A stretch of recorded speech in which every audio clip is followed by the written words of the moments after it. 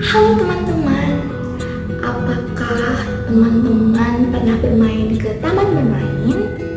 Ketika teman-teman bermain ke taman bermain, teman-teman pasti akan menemukan yang namanya biang lala dan juga komedi putar.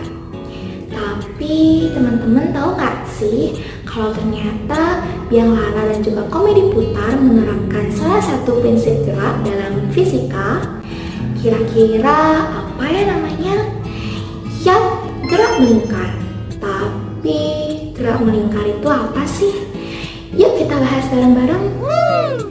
Oke, buat teman-teman yang belum tahu apa itu gerak melingkar, jadi gerak melingkar adalah gerak benda dalam suatu lintasan melingkar dengan kecepatan tertentu. Contohnya ada kipas angin yang menyala, lalu ada jam dinding yang bergerak, dan juga komedi putar yang sudah kita bahas sebelumnya. Setelah kita paham mengenai apa itu gerak melingkar, ternyata gerak melingkar juga mempunyai besaran-besarannya loh. Kira-kira apa aja ya?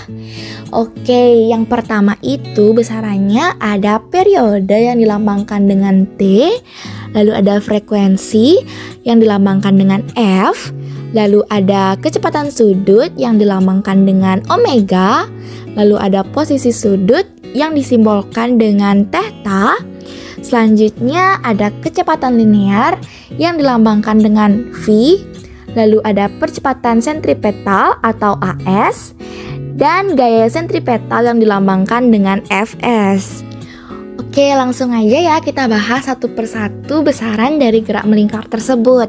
Yang pertama itu kita bahas mengenai periode. Periode adalah waktu yang diperlukan untuk melakukan suatu putaran penuh.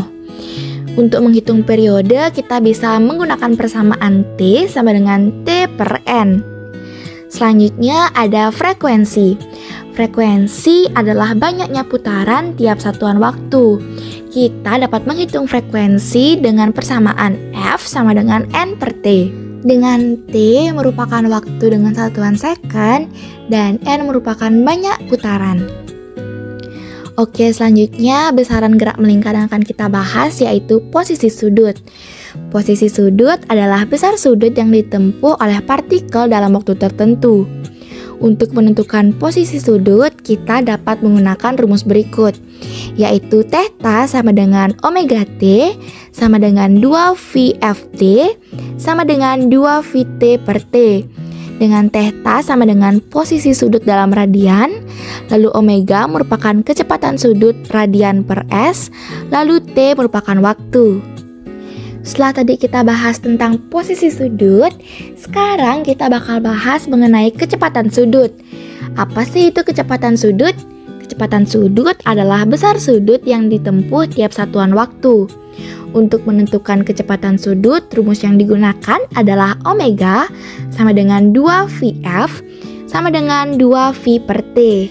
Oke, selanjutnya kita akan bahas mengenai kecepatan linear. Kecepatan linear merupakan kecepatan benda untuk mengelilingi lingkaran. Arahnya selalu menyinggung sisi lingkaran ya. Lalu, rumus yang digunakan untuk menentukan kecepatan linear yaitu V sama dengan 2πfr sama dengan 2πr per T sama dengan omega R. Dengan V sama dengan kecepatan linear satuannya meter per second, omega merupakan kecepatan sudut satuannya radian per S, lalu R merupakan jari-jari satuannya meter. Oke nih teman-teman semuanya, sekarang kita masuk ke besaran gerak melingkar selanjutnya yaitu percepatan sentripetal. Percepatan sentripetal merupakan percepatan yang arahnya selalu menuju pusat lingkaran. Hal ini terjadi karena perubahan arah kecepatan linear. Untuk menentukan percepatan sentripetal, kita bisa menggunakan persamaan AS sama dengan V kuadrat per R sama dengan omega kuadrat R. Dengan AS sama dengan percepatan sentripetal dengan satuan meter per second kuadrat, lalu V merupakan kecepatan linear dengan satuan meter per second, lalu omega sama dengan kecepatan sudut dengan satuan radian per second. Oke, selanjutnya masih sama-sama sentripetal ya. Selanjutnya yaitu gaya sentripetal. Gaya sentripetal merupakan gaya yang arahnya selalu menuju pusat lingkaran dan tegak lurus dengan vektor kecepatan linear. Untuk menentukan gaya sentripetal, kita bisa menggunakan persamaan Fs sama dengan MAS sama dengan M V kuadrat per R sama dengan M omega kuadrat R. Dengan Fs sama dengan gaya sentripetal satuannya Newton, lalu ada M merupakan massa dengan satuan kilogram, lalu ada AS merupakan percepatan sentripetal dengan satuan meter per second kuadrat.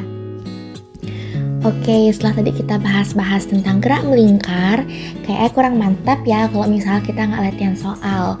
Jadi sekarang kita masuk ke latihan soal mengenai gerak melingkar. Oke, sekarang kita masuk aja ke soalnya, yaitu sebuah benda bergerak secara beraturan dalam lintasan yang melingkar dengan kecepatan 2 meter per second. Bila jari-jari lingkaran itu 0,5 meter, maka besar percepatan sentripetalnya berapa ya? Nah, biar nggak bingung, kita buat step by stepnya ya. Yang pertama kita buat itu diketahui. Yang kita ketahui yaitu kecepatan bendanya 2 meter per second dan jari-jari lingkaran 0,5 meter. Yang ditanyakan percepatan sentripetalnya atau AS. Nah, cara menjawabnya kita bisa menggunakan rumus percepatan sentripetal yaitu V kuadrat per R. Kita kan udah punya angka-angkanya nih. V-nya udah diketahui yaitu 2 meter per second dan R-nya atau jari-jarinya juga diketahui yaitu 0,5 meter. Tinggal masuk-masukin aja tuh angkanya, yaitu 2 kuadrat per 0,5 jadinya 4 per 0,5 dan hasilnya 8 meter per second kuadrat. Selesai deh. Oke deh teman-teman semuanya, segitu dulu ya pembahasan kita mengenai gerak melingkar. Semoga video yang Bulan buat bisa teman-teman pahami ya. Semangat belajar fisikanya. Dadah.